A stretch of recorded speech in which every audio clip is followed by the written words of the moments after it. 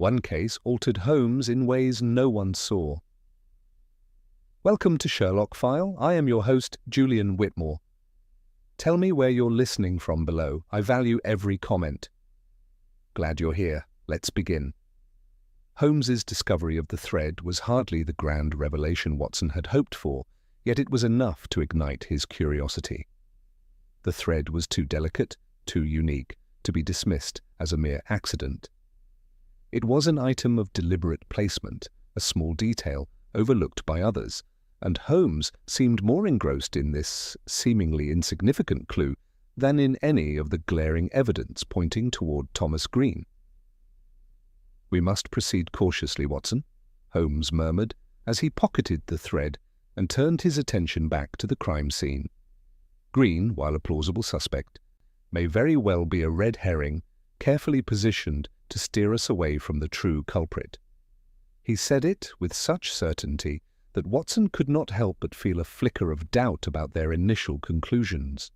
Their next step, Holmes suggested, would be to investigate the servants more thoroughly, focusing not just on Green, but on any potential accomplices or even hidden motives among those who worked within the Ashford estate. Watson, of course, agreed, though, in truth, his mind was still preoccupied with the intricate threads of the case Holmes had already begun weaving. The pair made their way to the servants' quarters in the lower floors of the mansion. As they moved through the house, Holmes continued to inspect the small details. A vase slightly out of alignment on a mantelpiece, a scuff mark on the polished wood floor. Each detail seemed to puzzle Holmes in the way that a complex cipher would captivate a scholar. "I was right," Holmes finally said, pausing in front of a door that led to the servants' hall. He pulled open the door and gestured for Watson to follow. "Look at the carpet here, Watson. These impressions are recent, and they are not of a servant's boots. They're too light, and they do not match Green's shoe size either." Watson bent down to inspect the faint, almost imperceptible indentations in the worn carpet. They were indeed smaller than Green's, yet far too pronounced to be ignored. "What does this tell us, Holmes?" Watson asked, though he suspected the answer was already forming in his mind. "It tells us," Holmes replied coolly, "that someone, not part of the household staff, was moving about. Someone who either had access to the estate or knew it well enough to avoid detection." His tone was thoughtful, but tinged with the unmistakable sharpness that Watson had long come to associate with his friend's brilliance. "Let us continue. There is still much to uncover." Holmes then turned his attention to the staff themselves, beginning with the butler, a stout man by the name of Mr. Caldwell. The butler was clearly anxious as he answered Holmes's questions, shifting uncomfortably in his chair. His hands fidgeted, and his gaze flickered nervously to the window, as if he expected to see something or someone approach. "Mr. Caldwell," Holmes began, his voice soft but unyielding, "I understand your distress. You have served Lord Ashford for many years, and no doubt you are upset by this tragedy. Yet I must ask, were there any visitors to the estate the night Miss Ashford vanished? Any person or incident that seemed unusual?" The butler hesitated, his eyes darting away from Holmes, and for a fleeting moment Watson could see a flicker of fear in the man's eyes. Holmes didn't miss it either. I'm afraid I don't know, Mr. Holmes," Caldwell stammered, but Holmes raised his hand to stop him. "Forgive me, Mr. Caldwell, but your hesitation betrays you. You know something." Holmes' voice was calm but laden with authority. "Now it is of the utmost importance that you tell me everything you know. What happened that night?" Caldwell seemed torn, and for a moment Watson thought the man might collapse under the pressure. At last he sighed and spoke in a low voice. "I saw someone leave the estate that night, sir." A figure, cloaked in dark clothing, slipped out of the servants' entrance around midnight.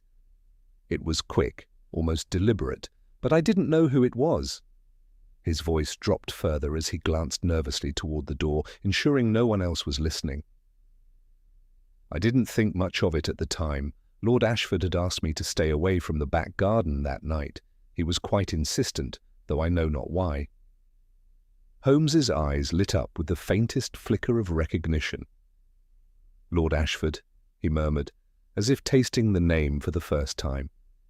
You mean to say that your employer has been involved in some fashion? I'm not sure, sir, Caldwell stammered.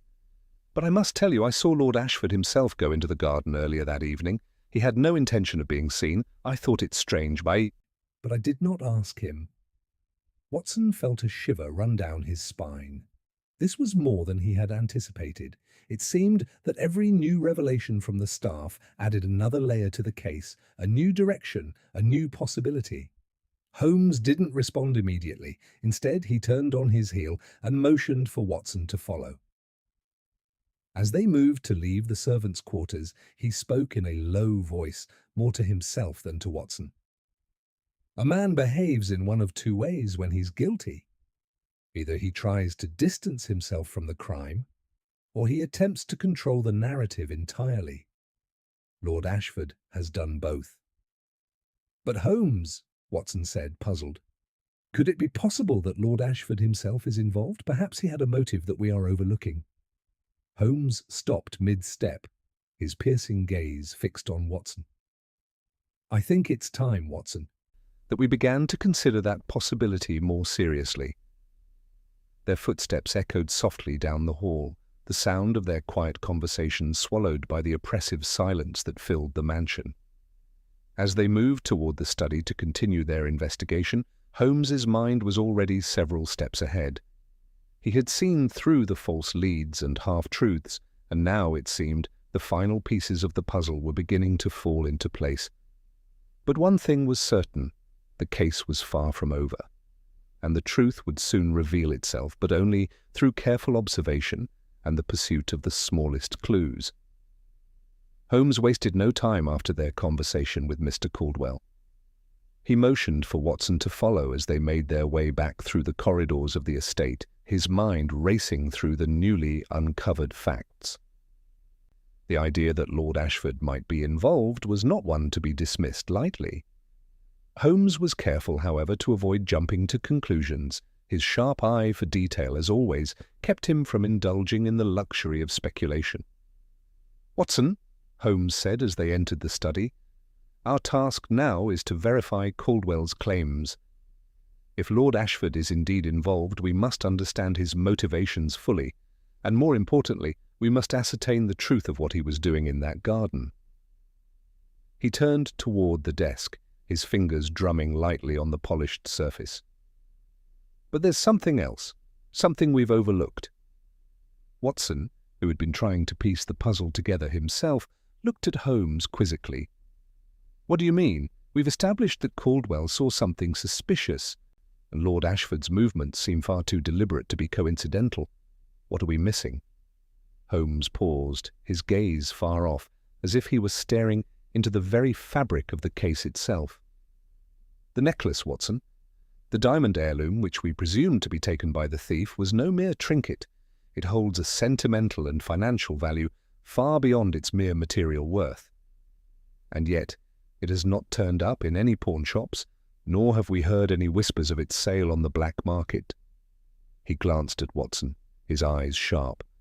It is not the theft of the necklace that concerns me most. It is what its disappearance symbolizes. Watson's brow furrowed in thought. You mean that someone took the necklace for a reason other than simple theft, perhaps to mislead us further? Exactly, Holmes said, his voice becoming more animated. Whoever took it knew we would suspect its importance.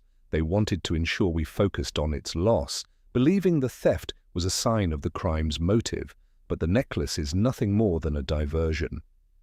He looked at Watson, his expression intense.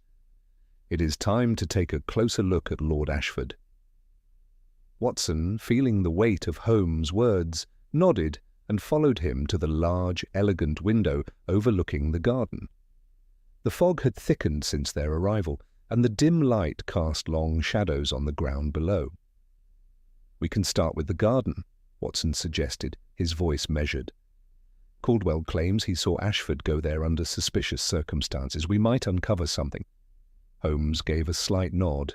"Yes, let us go outside, but we must be careful not to reveal too much too soon. If Ashford is involved, he may be watching us more closely than we realize." The two men made their way to the back of the estate, where the garden sprawled out like a hidden world of green and stone. It was clear that the Ashford family held this place dear, with perfectly manicured hedges and flowering shrubs lining the paths. Yet there was a certain coldness to it, as though something had long been buried here, something no amount of beauty could conceal. Holmes walked slowly, inspecting the ground as though the very earth beneath his feet held the answers to the case.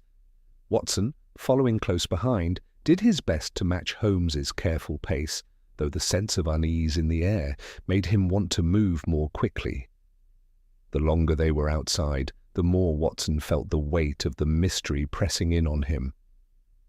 What were they truly searching for here? Holmes stopped suddenly, crouching down to examine something in the soil.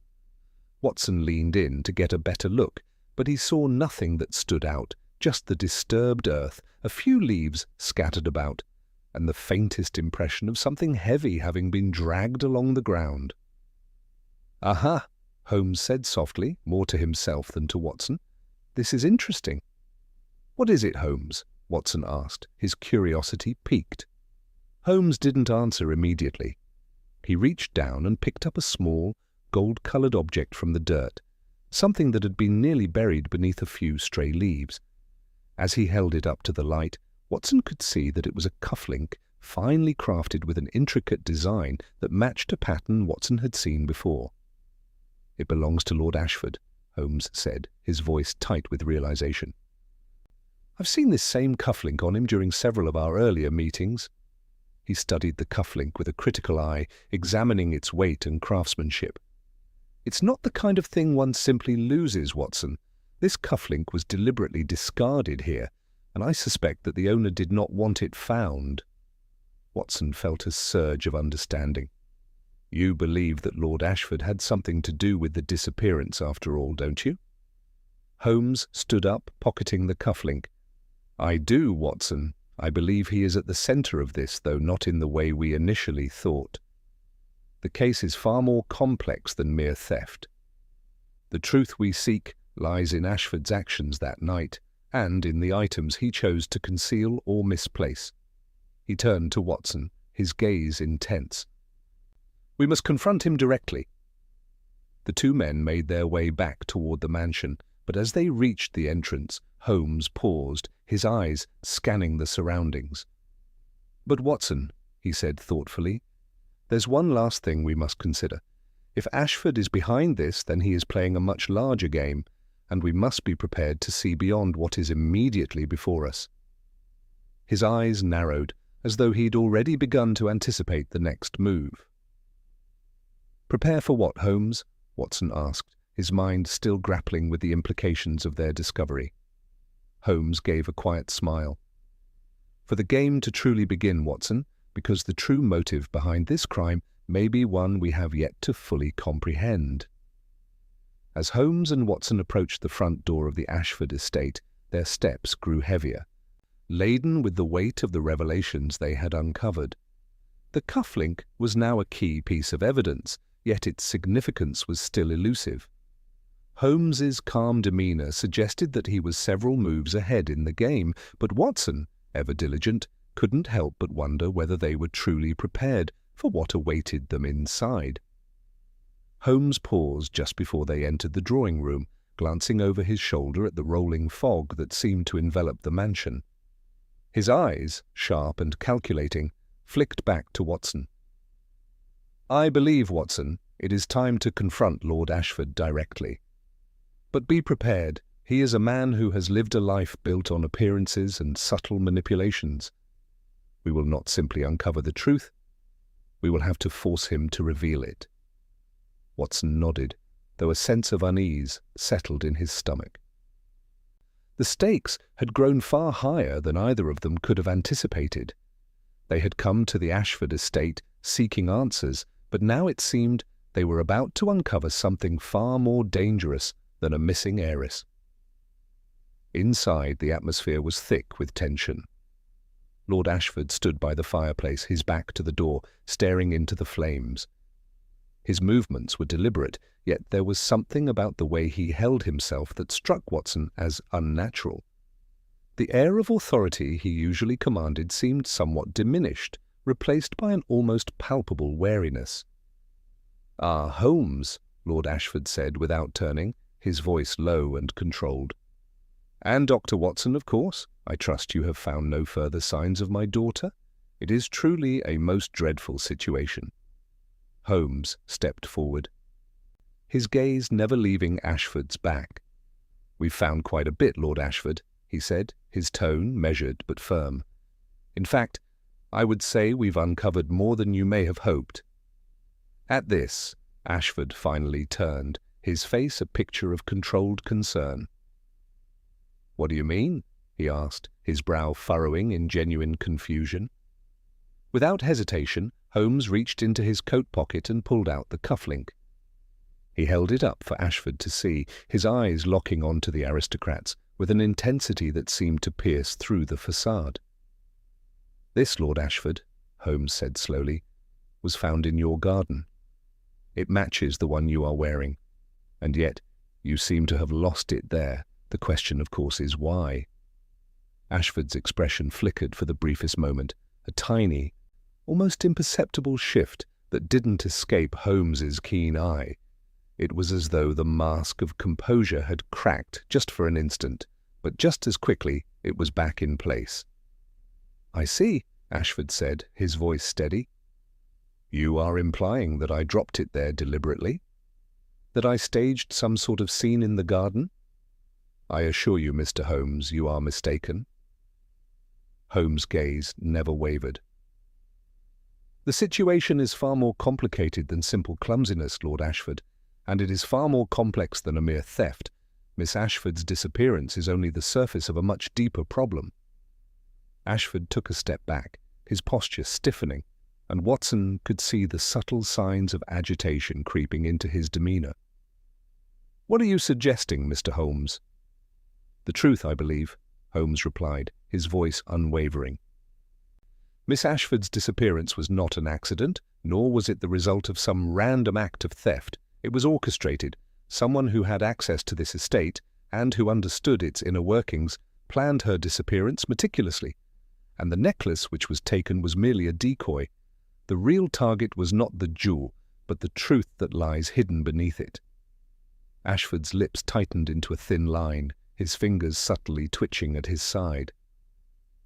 "I fail to see how this concerns me," he said, his voice now cold, his earlier pretense of sorrow slipping away. "You have no proof that I was involved in anything. You have no reason to make such wild accusations." Holmes stepped closer, his voice lowering to a near whisper. "You misunderstand, Lord Ashford. It's not a matter of accusations, but of truths that must be uncovered. You see, I do not believe Miss Ashford's disappearance is unrelated to the family's financial matters. The necklace, it seems, was the final piece of a much larger puzzle, and I have no doubt you are at the center of it." Ashford's eyes narrowed. "Are you insinuating that I—" "Not insinuating, Lord Ashford," Holmes interrupted smoothly. "Merely observing the facts. Your financial troubles have been well documented, but what is not so well known is the extent to which you have gone to maintain appearances. Miss Ashford's disappearance is, I believe, tied to a much more personal motivation than simply a stolen jewel." Watson watched closely, his mind racing as he tried to fit the pieces together. He could see Ashford's composure beginning to slip, his earlier confidence now replaced by a growing unease. Holmes, as always, was drawing out the tension, pushing Ashford further into a corner with each word. Ashford's face, now pale, betrayed a flicker of something, fear, perhaps, before he regained his usual air of arrogance. "You are treading dangerously close to libel, Holmes," he said, his voice strained but steady. "I have already lost one family member. I will not stand by and let you accuse me of anything more." Holmes ignored the threat, his focus unwavering. You misunderstand me again, Lord Ashford. I do not accuse, I merely state what I see, and what I see is a man who has gone to great lengths to conceal his darkest secrets." The silence between them was thick, and for a moment no one spoke. Watson could feel the gravity of the moment pressing down on him, the realization settling in that they were no longer simply investigating a missing person. They were uncovering a tangled web of deceit, desperation, and manipulation. Finally, it was Ashford who broke the silence. "You are wasting your time, Holmes," he said quietly, a forced calmness returning to his voice. "I have nothing more to say." But Holmes did not move. He stood there, his piercing gaze fixed on Ashford, as if waiting for the man to crack. Watson, ever the observer, sensed that they were approaching the final unravelling of this mystery. There was something Ashford was still hiding, a truth that had yet to be fully revealed. And Holmes, ever determined, would not stop until that truth came to light. The silence lingered between them for a moment longer, thick with unspoken tension. Holmes stood like a statue, his eyes locked on Ashford, who seemed to be growing more uneasy by the second. Watson, sensing the mounting pressure, was aware that this was the pivotal moment. Holmes had thrown down the gauntlet, and Lord Ashford's reaction would be telling. Finally, Ashford broke the stillness. He took a deep breath as if collecting himself, and slowly sat back in the armchair by the fireplace. The fire crackled softly, its warmth in stark contrast to the chill that had settled into the room. Ashford's voice was strained but composed when he spoke again. "I told you, Mr. Holmes, I have no more to say. You're grasping at shadows. My daughter is missing, and the whole world is pointing fingers. Do you truly believe I would go so far as to manipulate the truth for something as trivial as money? For a necklace?" Holmes, however, was unmoved by Ashford's words. Money, Lord Ashford, is rarely trivial to those who no longer have it. And the necklace was never the true prize, was it? It was a means to an end, a distraction. But it's not the only thing you've lost, is it? You've lost more than just a jewel, Lord Ashford. You've lost your hold on your fortune, on your reputation, and now, it seems, on your own carefully constructed life. Ashford's eyes flickered. There it was, the crack in his facade, the briefest sign that Holmes had touched on something far deeper than he had anticipated. But instead of admitting to anything, Ashford quickly masked his discomfort, forcing a bitter smile. "Your deductions are impressive, Mr. Holmes, as always. But they're also dangerously misguided. I am a man who values loyalty and respect. What you suggest is absurd." Holmes took a step closer, his voice lowering to a near whisper, filled with an authority that brooked no argument. "I suggest, Lord Ashford, that you are a man of many faces, a man who has spun a web of deception not just for your daughter's benefit but for your own survival, your financial ruin, your desperation, and yes, your misplaced pride, all led to this moment. The question is, how far are you willing to go to cover your tracks?" Ashford's face tightened. "I will not be bullied into confessing to something I did not do," he said, his voice strained but controlled. Holmes's response was swift and sharp.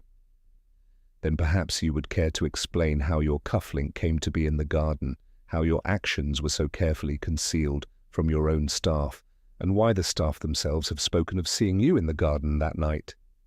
Ashford stood suddenly, his hands clenched into fists, his voice cracked with frustration. "Enough, Holmes. Do you think I'm a fool? You've made your assumptions and now you've crossed a line. I've told you all I'm going to say." There was a pause, a heavy silence in which Watson could feel the tension crackling in the air. The aristocrat was on the verge of breaking, but Holmes was not finished. "There is something you've overlooked, Lord Ashford," Holmes continued calmly. "A missing heirloom is not the only thing at play here. Your daughter did not vanish without reason. The clues point to something far more intricate, and you are at the heart of it." Holmes turned away from Ashford for a moment, his eyes scanning the room, as if looking for the final piece to the puzzle. His fingers drummed lightly against his chin. "You have built your life on a false foundation, Lord Ashford, and now it is crumbling beneath you." Watson's pulse quickened as Holmes continued, his voice colder, sharper. "You wanted to protect your daughter from your financial ruin, did you not? But you also wanted to protect yourself from exposure, and so you devised a plan that involved Miss Ashford's disappearance." Ashford flinched, the colour draining from his face. His breathing grew shallow, his composure wavering.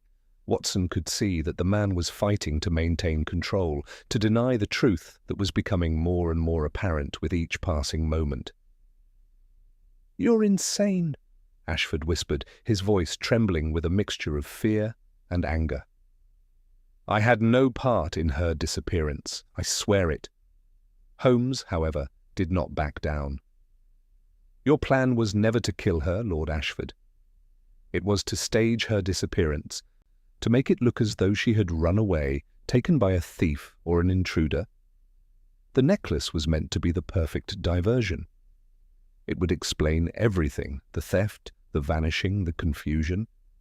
But the truth, the one thing you didn't count on, is that she is still alive." Ashford froze. The words hung in the air like a death sentence.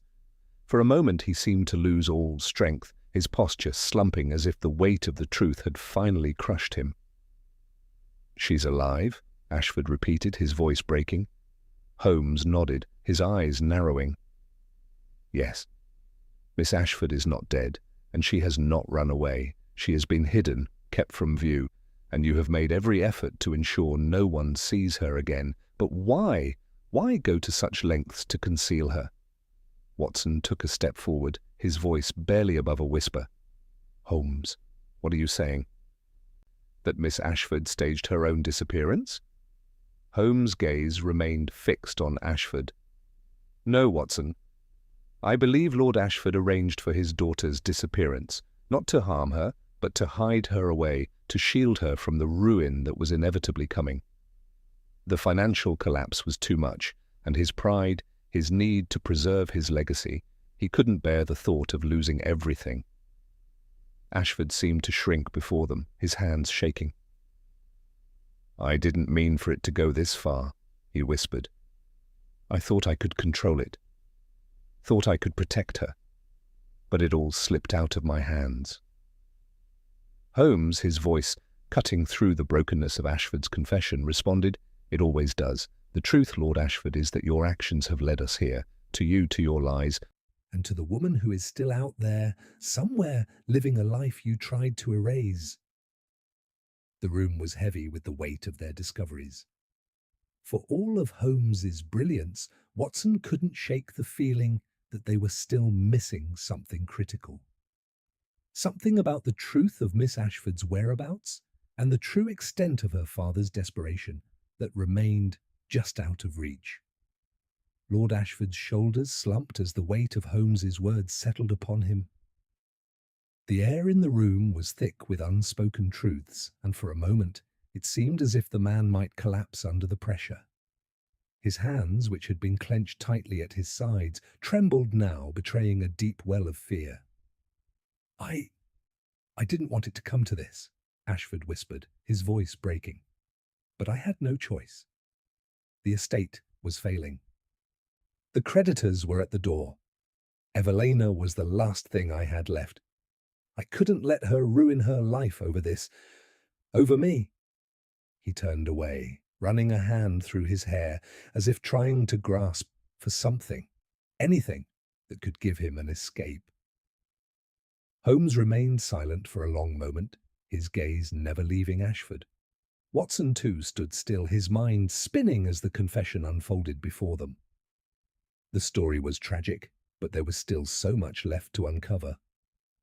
"Lord Ashford," Holmes began, his tone now measured and calm, "you speak of protecting your daughter, but did you think she would thank you for hiding her away, for making her a prisoner of your mistakes?" Ashford's eyes filled with frustration, and for a brief moment anger flared in his gaze. "What was I supposed to do, Holmes?" Let her live a life of poverty and disgrace? The debts, the scandal. There was no way out. If anyone found out the truth, if they knew what I had done to save her, she would have been ruined too. She would have been forced to marry someone she didn't love. She would have been trapped, just like me. And now? Holmes asked. What do you think will happen now? You've left us with more questions than answers. You've hidden her away, but you've also exposed yourself to a much darker truth. The world will find out, Lord Ashford. Your desperation will catch up with you. Ashford's face contorted with guilt and shame, but there was something more in his expression now. Fear, yes, but also a hint of something else. I didn't mean for any of this to happen. But she's gone, Holmes. Evelina is gone. And if you don't believe me, you can search for yourself. I haven't seen her in days. Not since I arranged for her to leave. Holmes narrowed his eyes, his expression as sharp as ever. You arranged for her to leave? Tell me more. I thought it would be easier. I made arrangements for her to go to a friend's estate, far from London. She wouldn't be found. And in time, when the dust settled, I thought she could come back, take over the estate. The scandal would have passed, but I lost track of time. I didn't realize just how much I had underestimated this investigation. Now I can't find her. Holmes's mind was already racing. Ashford's story seemed to be falling apart. Too many gaps, too many inconsistencies. But there was one thing that stuck with him.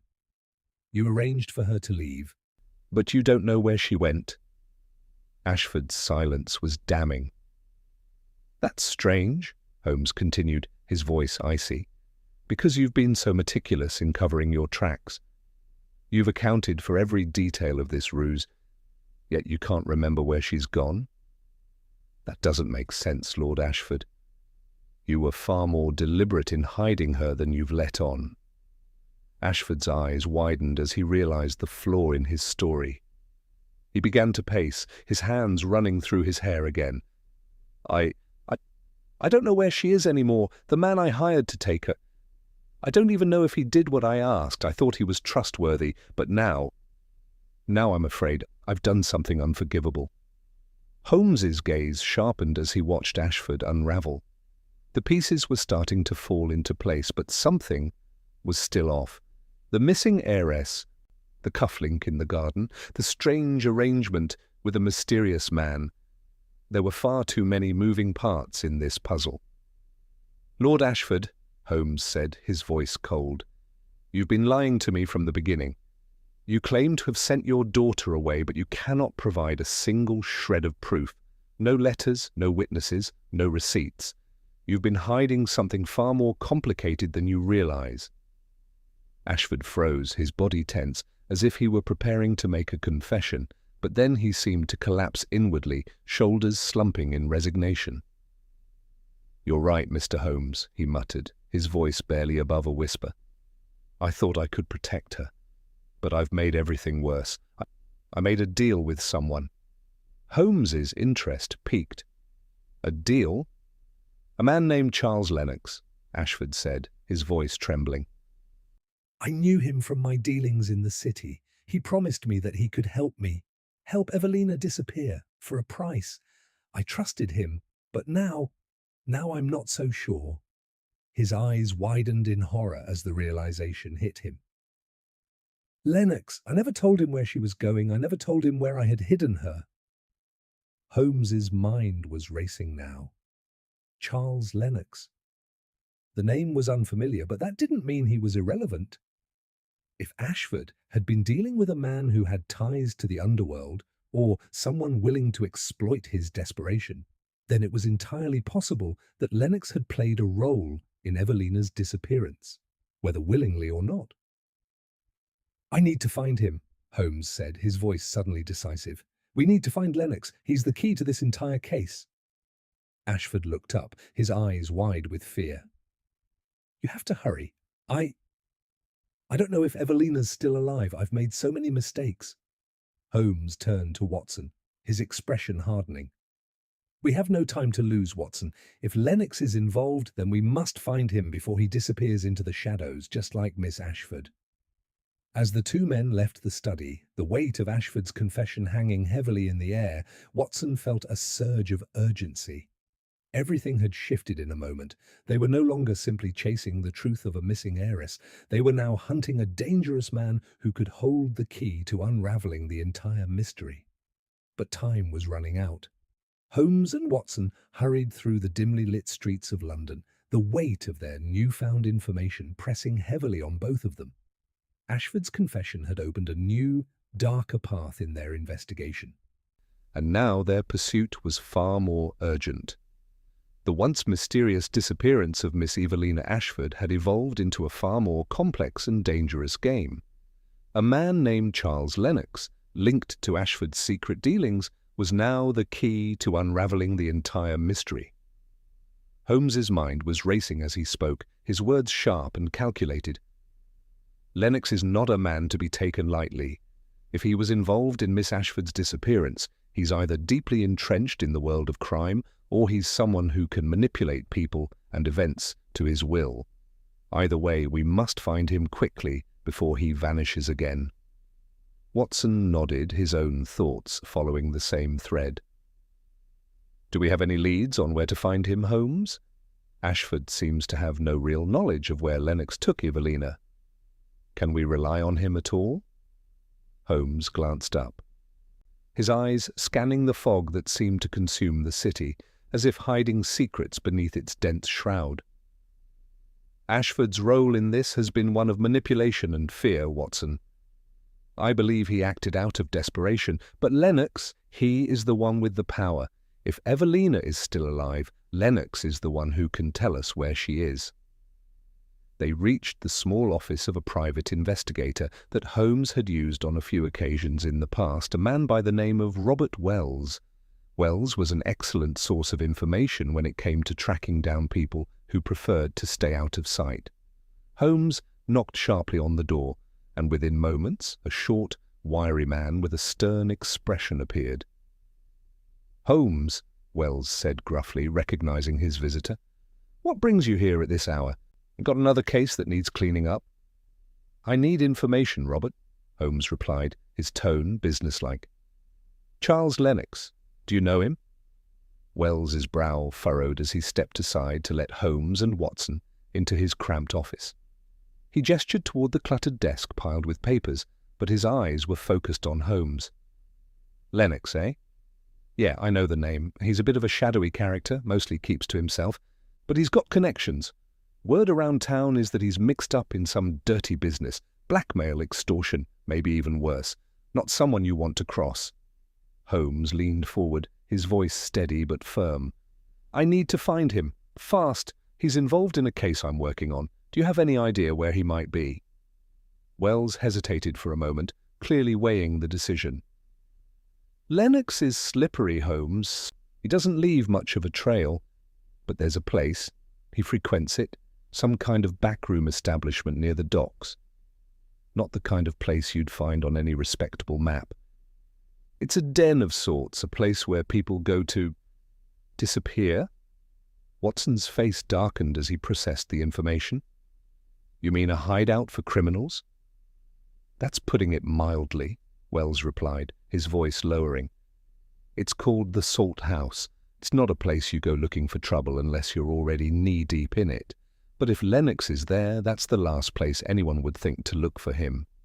Holmes stood up, his gaze fixed on the door, already mentally preparing for the next phase of their pursuit. "Then we go there, Watson. It's time we stopped chasing shadows and cornered our man." The journey to the docks was a quiet one, the cold fog thickening as they neared the waterfront. The Salt House was tucked away between two dilapidated warehouses, hidden from the usual passers-by. The building was unremarkable from the outside, shrouded in darkness with only a faint flicker of light escaping through a crack in the weather-beaten door. Holmes paused for a moment, his keen eyes scanning the surroundings, looking for any sign of movement. "We must be cautious," he murmured. "Lennox is no fool. He'll be watching." Watson's hand instinctively reached for the revolver in his coat pocket, a precaution he had learned to take over the years when walking into unknown and potentially dangerous situations with Holmes. They approached the door, which creaked slightly as Holmes pushed it open, the dim interior revealing little more than shadows. Inside, the atmosphere was thick with smoke, the low murmur of hushed voices echoing through the dingy room. A handful of patrons sat around tables, eyes darting toward the newcomers before quickly looking away. Holmes, however, seemed unfazed by the strange, dangerous ambience of the place. His sharp eyes were scanning the room, observing the details that others might miss. "Lennox?" Holmes called out, his voice steady but loud enough to carry through the room. "I'm looking for Charles Lennox." For a moment, the room fell silent, and Watson could feel the eyes of the patrons on them. Then a man at the far end of the room stood up, his movements slow but deliberate. He was tall, with a rugged appearance, his face partially obscured by a dark scarf. When he spoke, his voice was low, laced with a sense of menace. "You're looking for Lennox, are you?" the man said, a dangerous glint in his eyes. "That's a name you might want to forget." Holmes didn't flinch. "I think you misunderstand. I'm not here to ask for permission. I'm here to find him. Now where is he?" The man chuckled darkly, stepping closer. "You're in the wrong place, Holmes. You've come too far to walk out unscathed." Watson instinctively stepped forward, his hand tightening around his revolver, but Holmes gave a subtle shake of his head. "We're not here to fight," Holmes said calmly, "but we're not leaving until we have the answers we need." The tension in the room was palpable. For a long moment the man didn't move. Then with a grunt, he stepped aside, revealing a narrow hallway leading further into the building. Holmes nodded to Watson, his eyes steely and focused. "Come along, Watson. We've found our man." The room behind them seemed to fade away as they followed the stranger into the depths of the Salt House, the mystery of Lennox's involvement drawing them deeper into a web of secrets and danger that would soon unravel with deadly consequences. The narrow hallway of the Salt House seemed to stretch on endlessly, the dim, flickering light from the lanterns casting long, unsettling shadows on the walls. The air was thick with the smell of damp wood and stale smoke, and every step seemed to echo louder than the last. Holmes and Watson followed the man in silence, their eyes darting around, alert for any sign of danger. The tension in the building was palpable. It felt as if they were walking deeper into a trap, yet Holmes remained composed, his sharp mind calculating every possibility with a calm precision that Watson had come to rely on. At the end of the hallway, the man paused in front of a door which was slightly ajar. He glanced over his shoulder at Holmes, a smirk playing at the corner of his lips. "You're about to meet Mr. Lennox, gentlemen. I hope you brought your wits and your courage."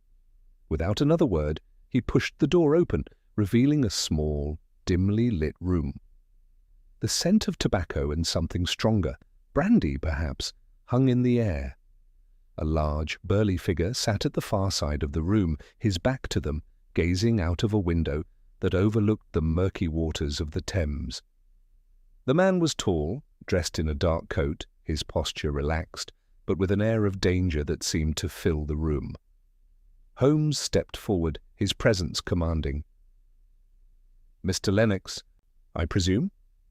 The man at the window slowly turned, his cold eyes fixing on Holmes and Watson.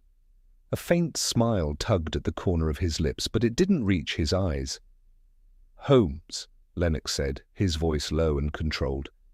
"I'd heard you were looking for me. I must admit I wasn't expecting you to show up so soon."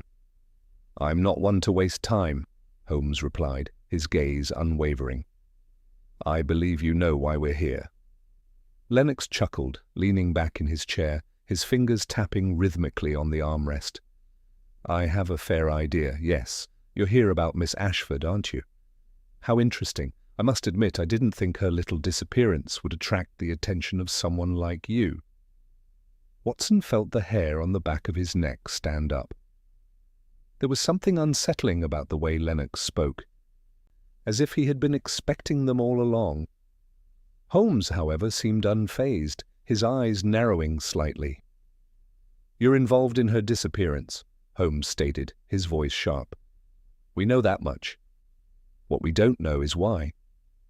Lennox's smile faded, and for a brief moment there was a flicker of something, anger perhaps, before he masked it with a cool indifference. "Why?" he echoed, as though the question itself were beneath him.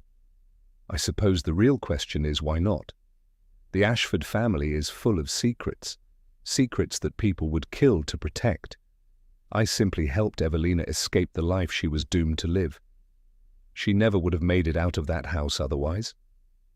Holmes stepped closer, his eyes locked onto Lennox's with an intensity that seemed to pierce through the man's facade. "Escape? You mean to say you helped her disappear, helped her run away, because you were trying to save her from the life she had? That doesn't make sense, Lennox." Lennox's face hardened. "You think I'm some sort of villain, don't you? You think I've been playing the puppet master, pulling strings from the shadows. The truth is, I didn't force Evelina into anything. She chose to disappear, and I helped her. She wanted freedom, Holmes. More than anything, she wanted to live her life away from the constraints of her father's world." Watson, who had been silently listening to the exchange, could feel the pieces falling into place. "But why the secrecy, Lennox? Why all the lies? If Evelina truly wanted to escape, why didn't she just leave on her own? Why involve you?" Lennox's lips twisted into a knowing smile. "Because, Dr. Watson, Evelina didn't have the strength to leave on her own. Her father's grip on her was far tighter than anyone realized. He controlled her every move, and she knew it. She couldn't just walk away from the life he had set out for her. It wasn't that simple." Holmes's mind raced as he absorbed Lennox's words. There was something undeniably convincing about his demeanor, something that hinted at a truth buried beneath layers of manipulation. But Holmes wasn't so easily swayed. He knew there was more to this than Lennox was letting on. "And what about the cufflink, Lennox?" Holmes asked suddenly, his voice cold and sharp. "Why was it found in Ashford's garden if you weren't involved in something more sinister?" Lennox's expression didn't falter, but there was a subtle shift in his posture. He leaned forward slightly, his eyes narrowing as he regarded Holmes. "That," he said slowly, "was a mistake. I had a moment of carelessness.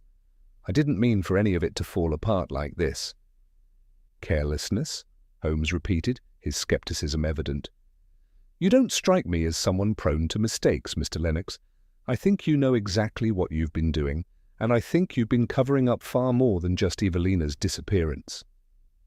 Lennox's calm demeanor cracked just for a moment, as a flash of irritation crossed his face. "You don't understand, Holmes.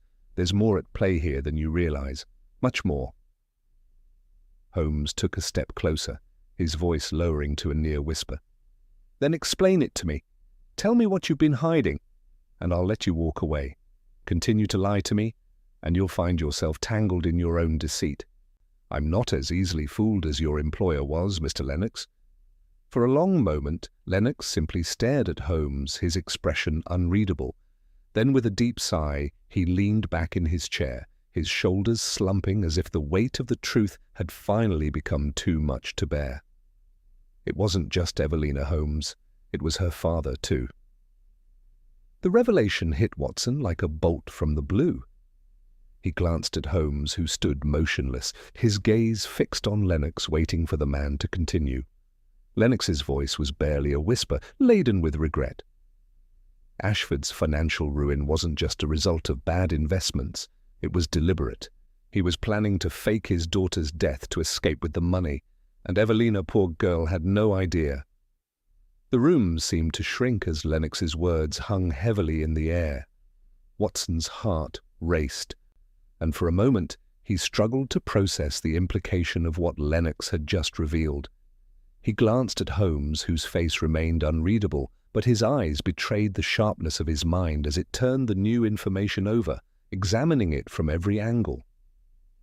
If Ashford planned to fake Evelina's death, Holmes said slowly, his voice cutting through the heavy silence, then the whole charade, the kidnapping, the staged disappearance, was part of a much larger plan, but to what end? Lennox's shoulders slumped further, and he ran a hand through his dishevelled hair, his expression now devoid of the confident menace that had characterized him before. "You don't understand, Holmes. Ashford was deep in debt, far deeper than anyone knew. He couldn't escape the creditors, not without ruining his name. The only way out was to disappear, to fake his own death along with his daughter's. They were supposed to vanish, and the estate would be left to those who could control it, under different ownership. It wasn't supposed to go this far." Holmes raised an eyebrow. "You're telling me that Ashford intended to orchestrate not just Evelina's disappearance, but her death? He planned to sacrifice his own daughter to escape his financial ruin?" Lennox's gaze faltered. It wasn't supposed to be like that. He wasn't going to harm her. But the plan was to create an illusion, something that would make it look as if she'd perished, but in truth she would have been hidden away, safe, and the whole estate would fall to someone else. Ashford believed it would solve everything, but in the end, his desperation got the better of him. And then I got involved. Watson's mind was reeling. The twisted nature of Ashford's plan was more than he had ever imagined, but something still didn't sit right with him.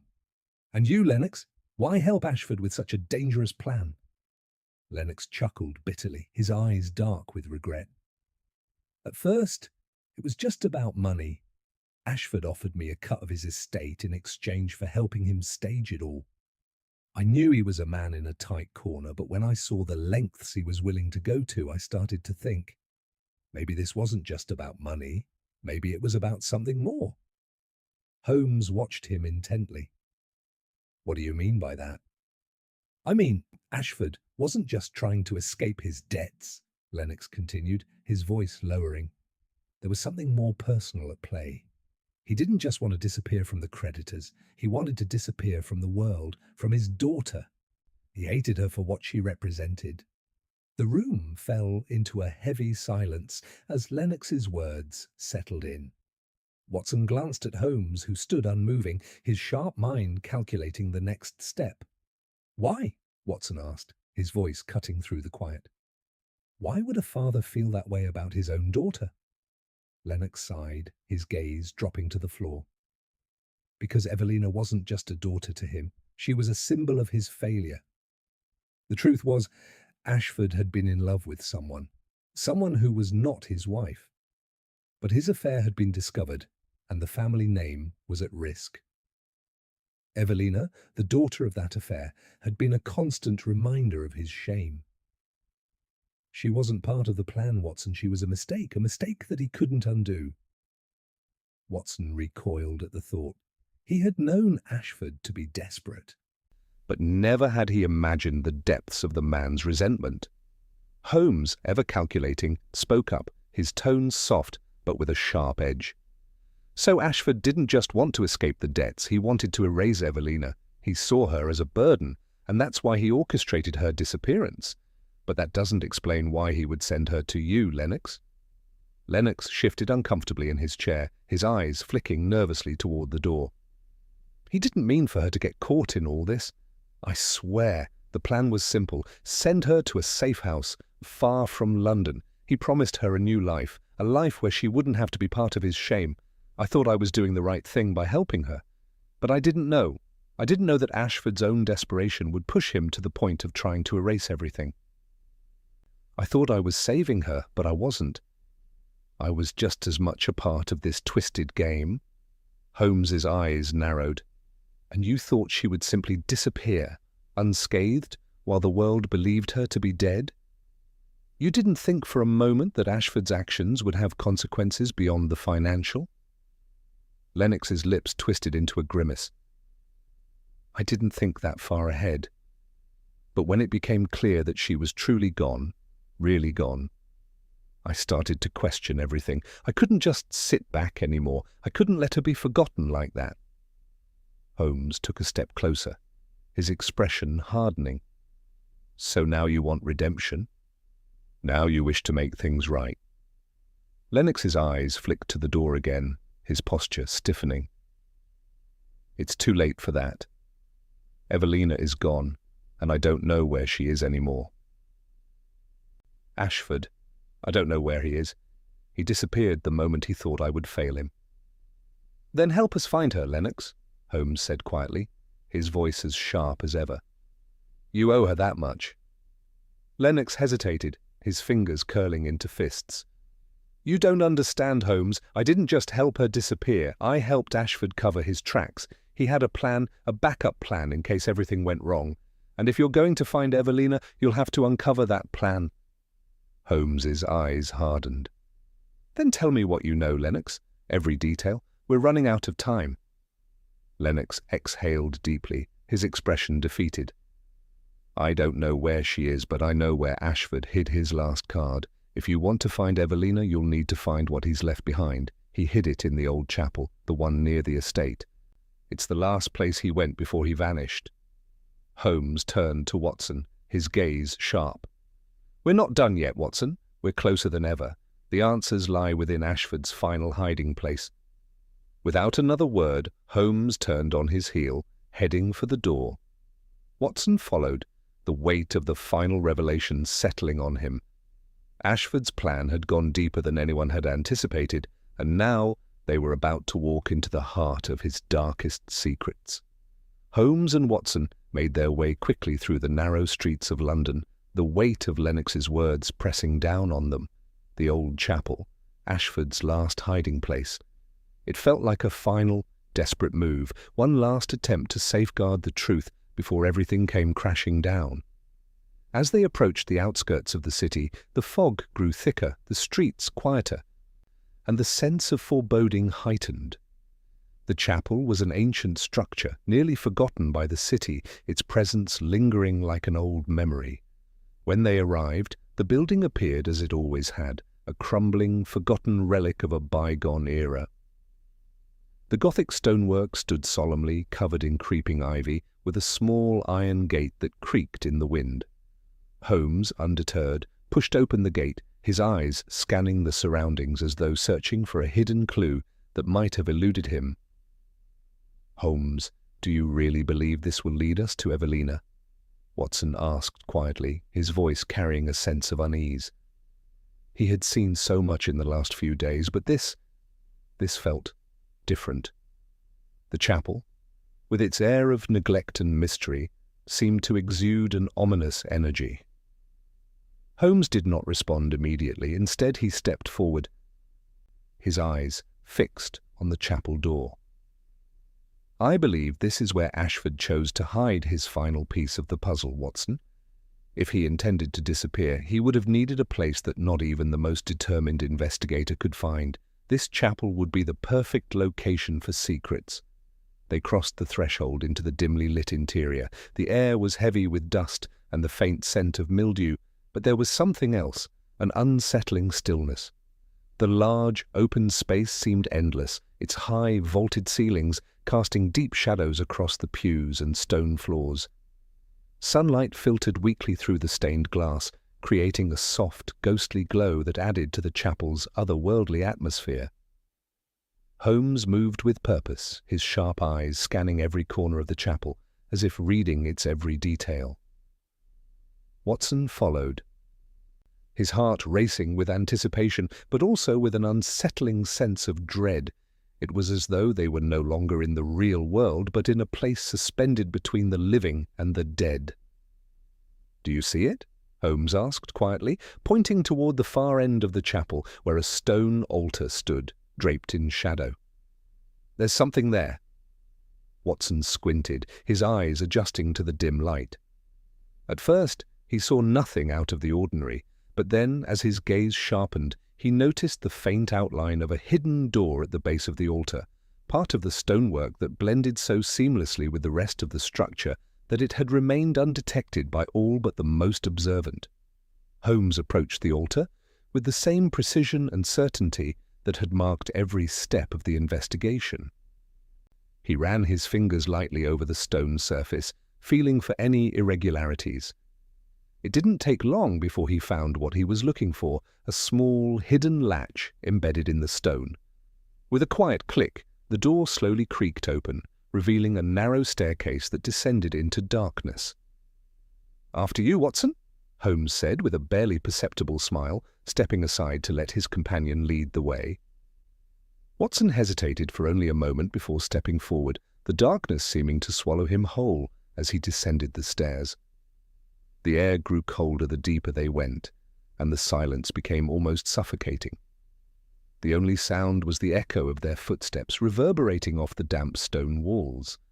At the bottom of the stairs, they found themselves in a small chamber, its low ceiling barely allowing them to stand fully upright. The room was sparse, save for a few wooden crates and an old desk, its surface cluttered with papers and forgotten objects. Holmes immediately moved to the desk, his eyes scanning the papers with practiced speed. "Here," Holmes murmured, holding up a small, leather-bound book that had clearly been placed with great care among the disarray. He opened it, revealing a series of notes, dates, names, and figures.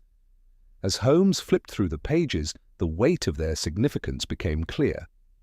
"This," Holmes said, his voice low and urgent, "is Ashford's account, his plan, his meticulous notes on how to disappear, how to cover his tracks, how to make his daughter's death look like an accident." Watson moved closer, his eyes scanning the pages. It was a chilling record, one that detailed every step of Ashford's plan to erase himself and his daughter from the world. But there was something else in the notes, something more ominous. Holmes paused on a particular entry, his brow furrowing as he read aloud. "Final contingency. If plan fails, if I am discovered, Miss Evelina must be placed beyond reach. She must be hidden where no one can find her. Only I can decide when it's safe for her to return." Watson's stomach turned at the realization of what this meant. Ashford had not just orchestrated his daughter's disappearance. He had planned for her to vanish forever if necessary. But why? Why go to such extremes? "Holmes," Watson said quietly, This wasn't just about his finances. This was something more personal. He wanted Evelina gone, erased from his life completely. And if that meant faking her death, so be it. Holmes nodded slowly, his face grim. "Yes, Watson." Ashford's desperation led him to a dark conclusion. "But there's one final detail we must uncover. If Evelina was to be hidden, then she must be somewhere that no one would ever look for her. Somewhere forgotten." Holmes's eyes flicked to the far corner of the room, where a small wooden door stood ajar, revealing a dark, narrow passageway beyond. Without a word, he moved toward it, his steps quick and sure. Watson followed, his heart pounding as they reached the threshold.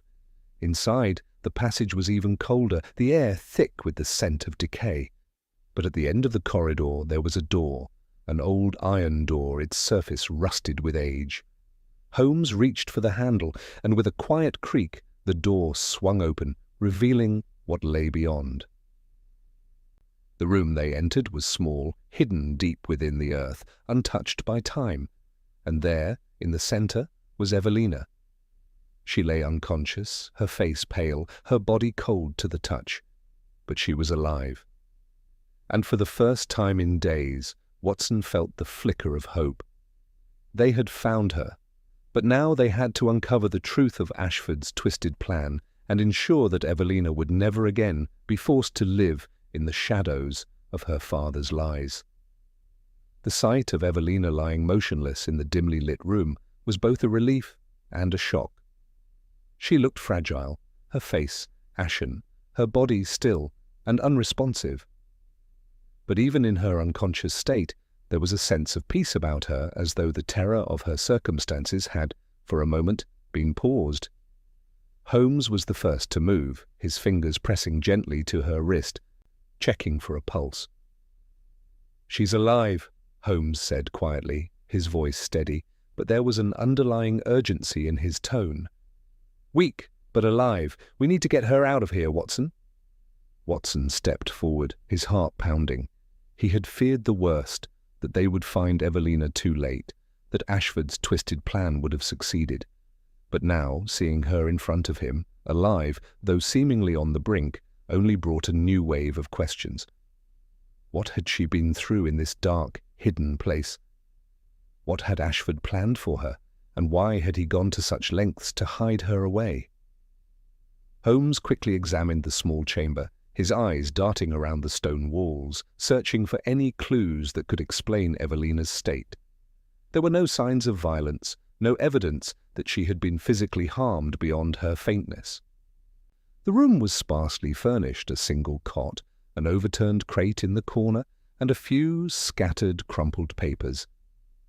It was clear this place hadn't been meant for comfort. It was a holding place, an afterthought in Ashford's carefully constructed plans. Holmes moved to the cot, examining the floor around it. "She wasn't kept here willingly, Watson," he said, his voice quiet, but the certainty in it rang through the silence of the chamber. This wasn't a choice for her. But why? Why didn't Ashford simply let her live her life? Why lock her away like this, in a place so isolated? Watson knelt beside Evelina, his hands trembling as he touched her forehead, noting the coldness of her skin. "Holmes, what if she didn't know about her father's plan? What if Ashford was keeping her hidden, not just from the world, but from her own fate? If she was meant to disappear entirely, why was she left here in this state?" Holmes stood still for a moment, contemplating the question. His sharp mind was already piecing together the fragments of this twisted puzzle. Ashford may have intended for Evelina to disappear, but somewhere along the way things went wrong. He underestimated the very people he was trying to control, his daughter, Lennox, and us. But I suspect there was another layer to his plan, Watson, a final twist, and we are only beginning to unravel it. Evelina stirred slightly as they spoke, a faint moan escaping her lips, and her eyelids fluttered open. Her gaze was unfocused at first, but as she took in the faces before her, recognition flickered in her eyes, followed by a look of relief and confusion. Where am I?" she asked, her voice weak but audible. Her gaze fixed on Holmes first, then shifted to Watson, her brow furrowing. Why are you here?" Holmes knelt beside her, his demeanor gentle but firm. "Miss Ashford, you're safe now. We've come to bring you out of here, away from your father's plans." Evelina's eyes widened in a mixture of disbelief and fear. "My father? Where is he? He told me I needed to stay hidden. He said it was the only way to save me, but I don't understand. Why are you here? What is this place?" Watson spoke gently, offering her a comforting smile despite the confusion in his own mind. "Your father had a plan, Miss Ashford. He wanted to disappear, and he tried to make you disappear with him. He wanted to fake your death, hide you away, and leave the world thinking you were gone. But we found you, and we've come to take you back." Evelina shook her head slowly, as if trying to grasp the full weight of the situation. "I didn't know," she whispered. "I didn't know he would go this far. I thought I was just being kept safe. I didn't know what he was planning for me, or that he would try to erase everything. I trusted him." Her voice cracked, and tears welled up in her eyes. "I didn't know." Holmes's gaze softened, a rare moment of compassion breaking through his usual stoic demeanor. "You couldn't have known, Miss Ashford. You were caught in a web of lies and manipulation, and your father, desperate to escape his ruin, dragged you into it." Evelina turned her face away from them, tears slipping down her cheeks. "I never wanted to be a part of this. I wanted to live my life, to make my own choices. But I didn't know how to get out. How could I leave when I didn't even know where to go?" Holmes straightened, turning toward Watson with a decisive look. "It's time to leave, Watson. We can't stay here any longer. We need to get her to safety, away from Ashford's influence and away from the life he forced upon her." Watson helped Evelina to her feet, supporting her as she stood unsteadily. Her body was frail, and she leaned heavily on him, her head bowed, as though the weight of everything had finally caught up with her. Holmes led the way out of the room, his mind racing with the next steps. As they ascended the narrow stairwell and made their way back into the chapel, the weight of the situation became ever more pressing. Holmes knew that Ashford wouldn't take kindly to the loss of his daughter. The man's desperation had already led him to the brink of madness, and now that the secret was out, he would stop at nothing to reclaim control. "We need to get to Scotland Yard, Watson," Holmes said urgently, his voice tight with resolve. "Ashford will try to cover his tracks. We can't let him slip away again." Watson nodded, but his thoughts were with Evelina, still trembling beside him. "What about her, Holmes? How do we protect her from him?"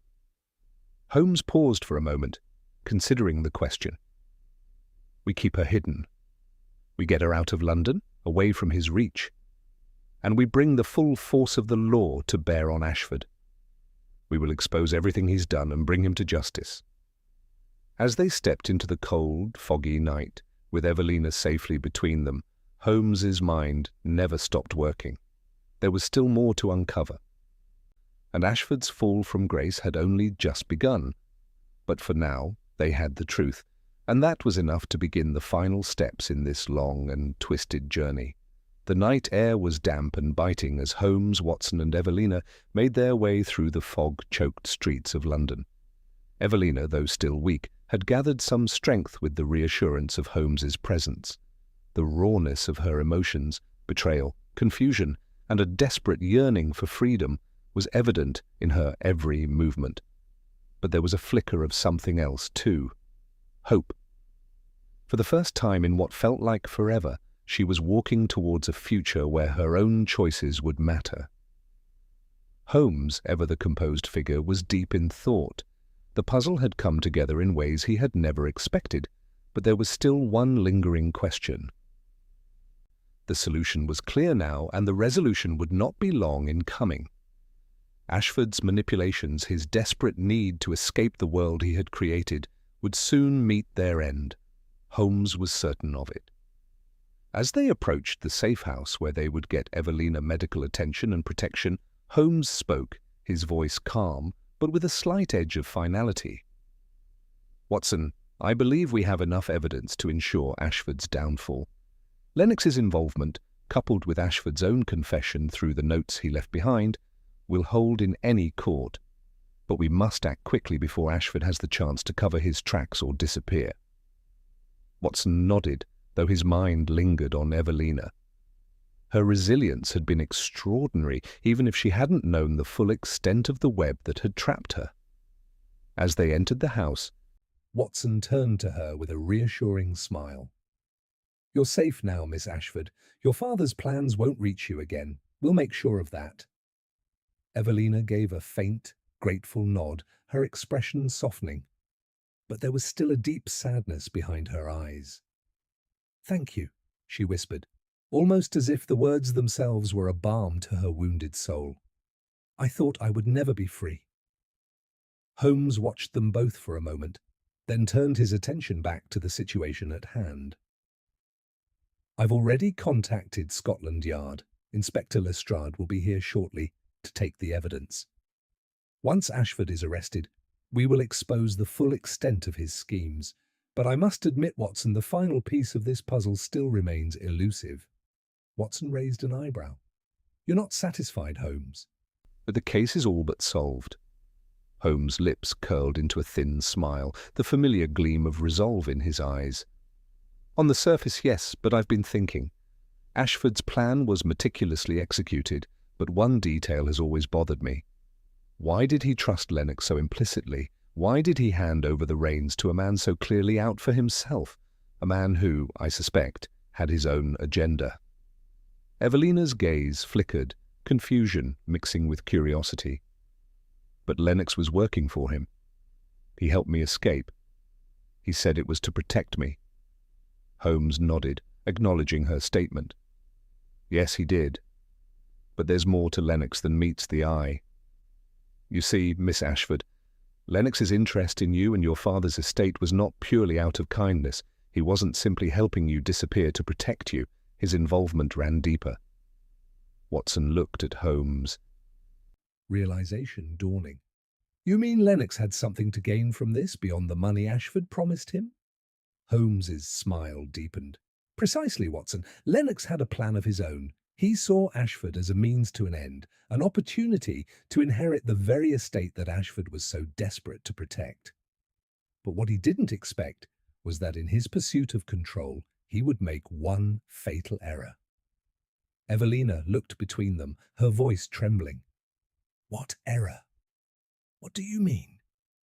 Holmes turned to her, his expression serious but compassionate. Lennox underestimated your strength. When he thought you were dead, he thought the estate would fall into his hands.